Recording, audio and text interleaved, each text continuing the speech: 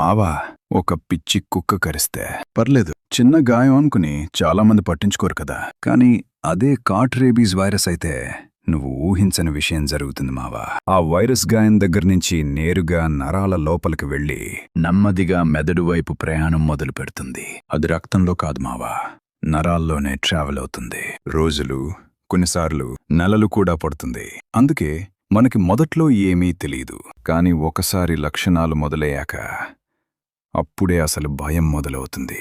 నీకు నీళ్లంటే కూడా భయం పడుతుంది. దాన్ని హైడ్రోఫోబియా అంటారు.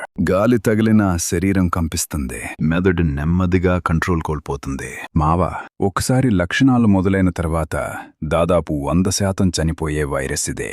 అంటే ఒక పిచ్చి కుక్క కాటు జీవితం మొత్తాన్ని ముగించగలదు. అందుకే మావా, ఎప్పుడైనా జంతువు కరిస్తే వెంటనే రేబీస్ వ్యాక్సిన్ తీసుకోవాలి. లేదంటే చిన్న గాయం అనుకున్నది ప్రాణాంతకం అయిపోతుంది మావా.